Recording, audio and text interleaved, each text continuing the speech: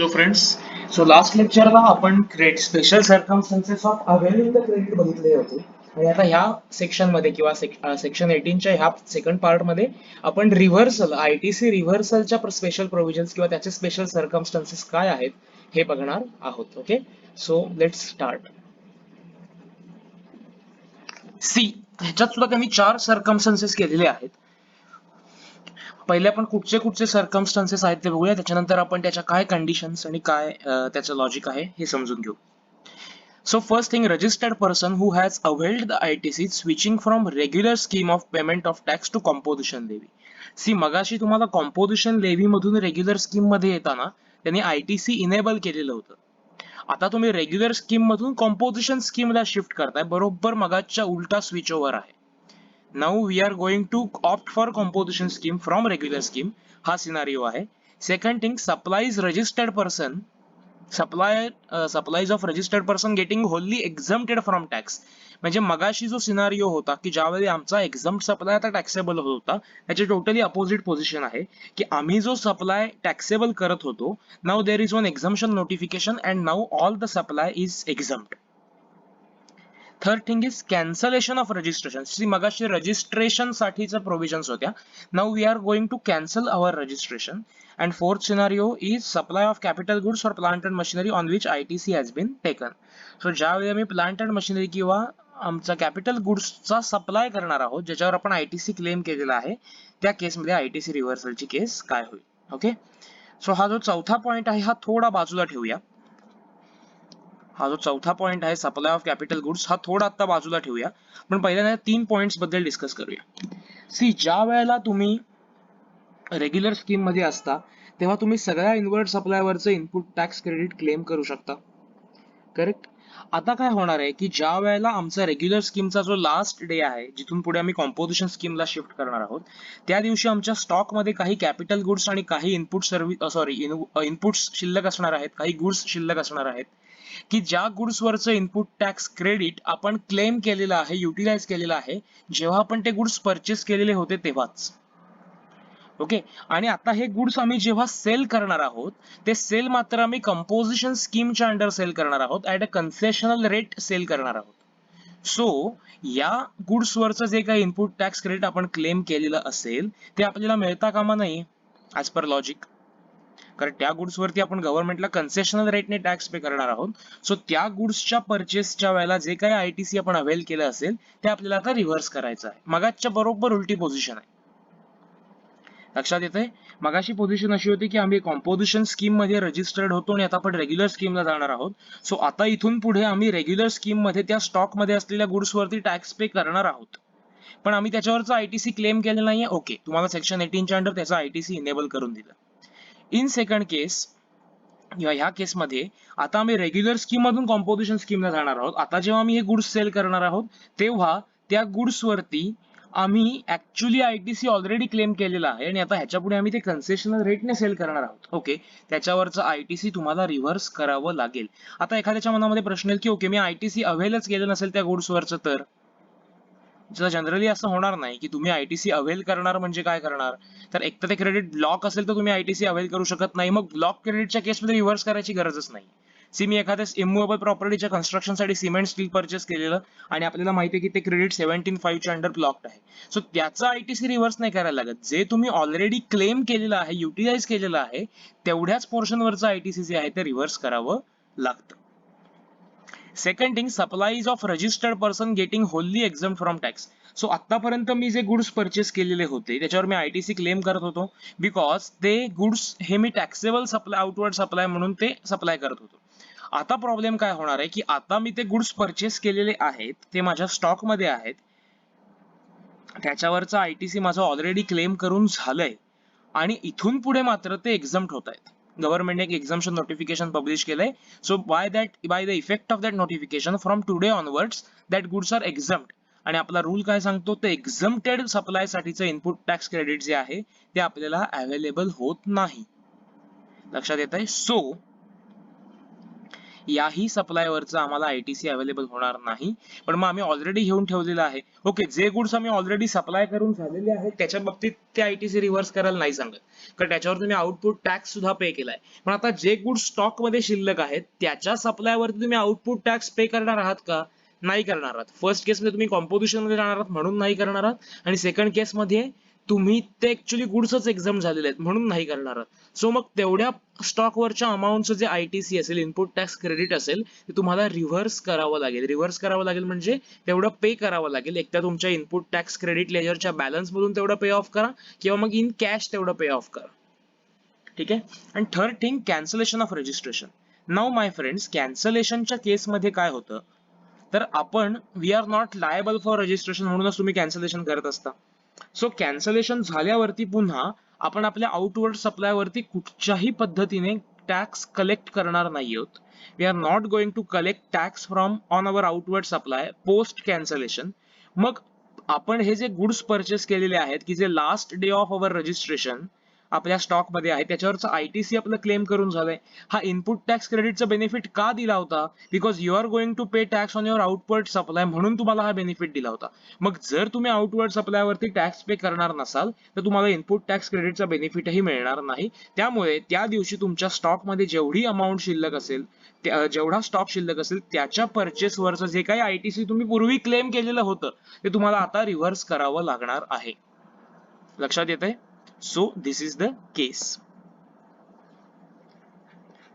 आता ह्याला पुढच्या कंडिशन्स काय काय ते बघूया. फ्लोचार्ट मध्ये पुढच्या बॉक्सवरती या. Amount to be reverse is equivalent to the ITC on inputs held in stock, inputs contained in semi finished or finished goods and capital goods on the day immediately preceding the date of switch over or date of exemption or date of cancellation. So आम्हाला inputs तिन्ही प्रकारचे inputs held at such, inputs held in semi finished goods or inputs held in finished goods आणि capital goods या दोन्हीवरचं ITC जे आहे ते reverse करावं लागेल. कुठच्या दिवशी हे आमच्या स्टॉक मध्ये असतील, तर ज्या दिवशी आम्ही कॉम्पोजिशन ऑप्ट करणार आहोत त्याच्या आदल्या दिवशी, किंवा ज्या दिवशी आम्हाला एक्झम्पशन ग्रँट झालेलं आहे त्याच्या आदल्या दिवशी, किंवा ज्या दिवशी आम्ही रजिस्ट्रेशन कॅन्सल करणार आहोत त्याच्या एक्झॅक्टली आदल्या दिवशी ज्या स्टॉक मध्ये ज्या काही गुड्स किंवा ज्या काही कॅपिटल गुड्स मशिनरीज असतील त्याच्यावरचं आयटीसी जे आहे ते तुम्हाला रिव्हर्स करावं लागणार आहे. ओके. नाऊ त्याच्या पुढच्या कंडिशन्स बघूया काय दिल्या आहेत. Manner of reversal of credit on inputs and capital goods and other conditions. तुला काय काय कंडिशन्स दिल्या आहेत? सो 5 कंडिशन त्यांनी नोट डाऊन केलेले आपल्याला सांगितलेले आहेत. See first condition, inputs proportionate reversal based on corresponding invoices if such invoice is not available, prevailing market price on the effective date of switchover or exemption or cancellation of registration should be used with due certification by a practicing chartered or cost accountant. See इनपुट्सचं reversal जे ते proportionate reversal करावं लागेल. आता proportionate reversal म्हणजे काय? C की मी एक इनव्हॉइस मी जेव्हा परचेस केलं तेव्हा मी 100 युनिट्स परचेस केलेली होती. सो 100 युनिट्स पर युनिट ₹10 आणि मग त्याच्यावरती 9% सीजीएसटी 9% एसजीएसटी असं इनव्हॉइस मी घेतलं होतं. Now that 100 units are not in my stock. माझ्या स्टॉकमध्ये फक्त त्यातली 10च युनिट्स आहेत. सो मग मी proportionate input tax credit calculate करेन की 100 युनिटसाठी टोटल आयटीसी इतकं होतं, तर 10 युनिटसाठी प्रपोर्शनेटली आयटीसी किती येईल तेवढीच अमाऊंट रिव्हर्स करावी लागेल.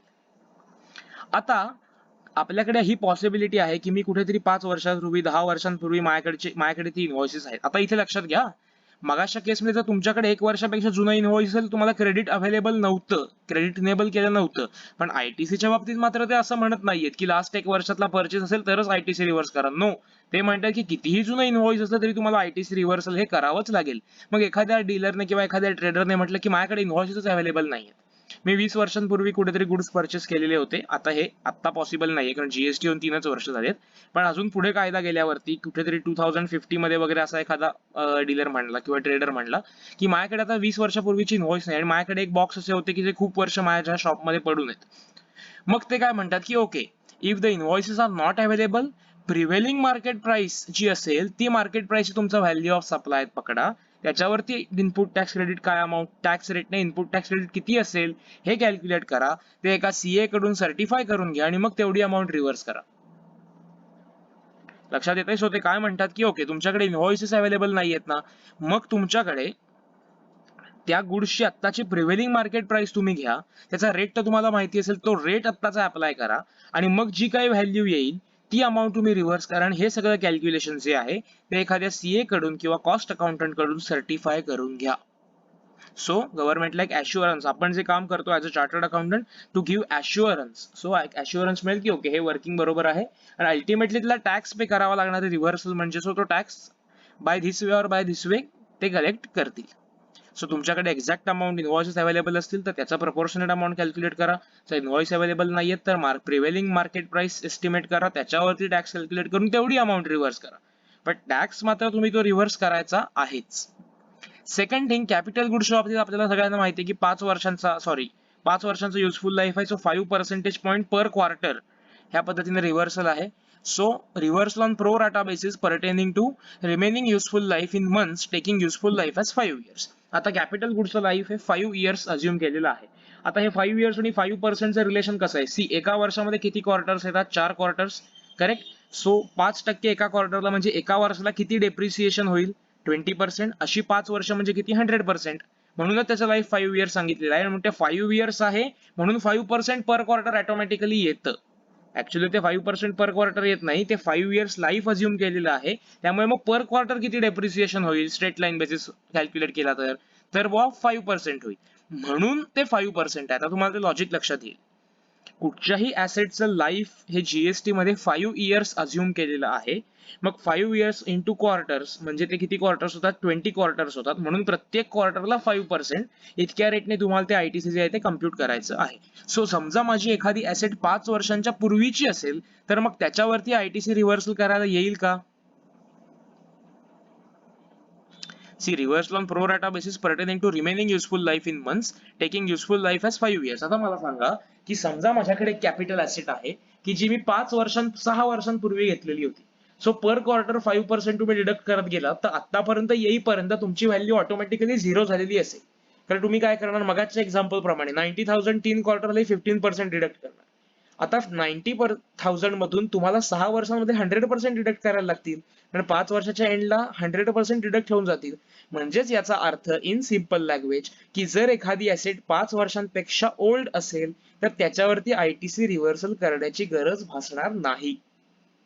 सो हे आपल्या मनात कुठेतरी नक्की लक्षात ठेवा की जर 5 वर्षांपूर्वीची ऍसेट असेल तर आयटीसी रिव्हर्सल करावं लागत नाही. आता हे ऍक्च्युअली तुम्ही करायला गेलात कागदावर मांडून बघा की एक ऍसेट घ्या, त्याची एक व्हॅल्यू घ्या आणि 5% पर क्वार्टर रिड्यूस करत जा आयटीसी त्याचं जे असेल ते. 5 वर्षानंतर ते आयटीसी झिरो होऊन जाईल. मग तुम्ही रिव्हर्स काय करणार, नाही करणार काहीच, झिरो रिव्हर्सल. पण हे केव्हा, जेव्हा ऍसेटला 5 वर्ष पूर्ण झालेली असतील त्यावेळेला. ठीक आहे. थर्ड कंडिशन बघा, ITC to be reverse will be calculated separately for ITC of CGST, SGST, UTGST and IGST. So हा पार्ट तुमच्या लक्षात असला पाहिजे की आम्ही कॅल्क्युलेशन जे ते प्रत्येक टॅक्स वाईज सेपरेट करणार आहोत. Fourth thing, reversal amount will be added to output tax liability of the registered person. See reversal amount ही अल्टिमेटली तुमच्या आउटपुट टॅक्स लायबिलिटी मध्ये ऍड होणार आहे कारण तुम्ही ते रिव्हर्स करताय ना. नेक्स्ट थिंग, इलेक्ट्रॉनिक क्रेडिट और cash ledger will be debited with such amount balance of ITC will any if any will lapse. आता मला सांगा की तुम्ही जेव्हा कॉम्पोजिशन ऑप्ट करता तुम्हाला इनपुट टॅक्स क्रेडिट मिळणार आहे का, कसलं नाही मिळणार आहे. सो समजा असं झालं, ह्याच्यात आता 2 पॉसिबिलिटी, शेवटचा पॉईंट जरा नीट लक्ष देऊ नाही का. मी एक तर ती लायबिलिटी आहे ती इलेक्ट्रॉनिक क्रेडिट लेजर मधून पे करणार किंवा कॅश लेजर मधून पे करणार. सी माझ्याकडे जर इनपुट टॅक्स क्रेडिटचा बॅलन्स शिल्लक असला तर त्या बॅलन्स मधून मी ते पे ऑफ करेन, किंवा माझ्याकडे जर का कॅश लेजरला बॅलन्स असला म्हणजे मी तो कॅश मध्ये डिपॉझिट करेन आणि मग पे करेन. सो मी टॅक्सचं पेमेंट कसं करणार, either utilizing balance in electronic cash ledger और इलेक्ट्रॉनिक क्रेडिट लेजर. आता मी जेव्हा ही लायबिलिटीचं कम्प्युटेशन करतो की मला आयटीसी किती रिव्हर्स करायला हवंय, ती अमाऊंट समजा आली ₹2 lakhs आणि माझ्या इनपुट टॅक्स क्रेडिट लेजरला बॅलन्स आहे ₹3 lakhs. तर ह्या 3 lakhs मधून हे 2 lakhs मला मुळात आउटपुट टॅक्स लायबिलिटी मध्ये ऍड करून रिव्हर्स करून टाकायला लागतील.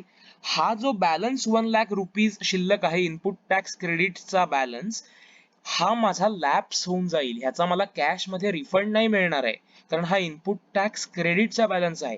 कारण आता ह्या लेजरचा काही उपयोग नाहीये. सी तुम्ही ह्याच्या पुढे काय ऑप्ट करणार, कॉम्पोजिशन स्कीम म्हणजे तसंही तुम्हाला सगळा टॅक्स हा कॅश मध्येच पे करायचा आहे, क्रेडिट तुम्हाला मिळणार नाहीये. सेकंड थिंग, तुमचा टॅक्स हा एक्झम्प्ट होणार आहे. सो एक्झाम झाल्यावर तुम्हाला परत टॅक्स लायबिलिटी येणार नाहीये, त्यामुळे तो बॅलन्स तुमचा लॅप्स होऊन त्याचाही काही उपयोग नाही. अँड थर्ड थिंग, तुम्ही रजिस्ट्रेशन कॅन्सल करताय त्यामुळे त्याचाही त्या कॅन्सलेशन केल्यानंतरही तुम्हाला काही आउटपुट टॅक्स लायबिलिटी नाहीये. त्यामुळे तुमच्या डोक्यात अशी एक कॉन्सेप्ट जर असेल की जी पूर्वीच्या ऍक्ट्स मध्ये होती, की समजा इनपुट टॅक्स क्रेडिटचा बॅलन्स एक्सेस शिल्लक राहिला लायबिलिटी वजा करून सुद्धा, तर त्याचा मला कॅश मध्ये रिफंड घेता येणं शक्य होतं. जीएसटी मध्ये इनपुट टॅक्स क्रेडिटचा रिफंड मिळत नाही. ओनली एक्सेप्शनल केसेस आहेत की सप्लाय टू सेज असेल, झिरो रेटेड सप्लाय असेल, एक्सपोर्ट असेल किंवा इन्व्हर्टेड ड्युटी स्ट्रक्चर नावाची एक कॉन्सेप्ट आहे, त्याच केसमध्ये फक्त इनपुट टॅक्स क्रेडिटचा रिफंड मिळतो. अदरवाईज माझ्या क्रेडिट लेजरला बॅलन्स आहे तर तो बॅलन्स मी आउटपुट टॅक्स पे करण्यासाठी युटिलाइज करू शकतो. त्याचा कॅश मध्ये रिफंड क्लेम करू शकत नाही. तो बॅलन्स जो आहे आयटीसीचा तो लॅप्स होऊन जाईल. लक्षात येतंय? सो या कंडिशन्स दिलेल्या आहेत, या ऍक्च्युअली रूल 44 च्या कंडिशन्स आहेत. Then now come to this second part which आपण जो बाजूला ठेवला होता.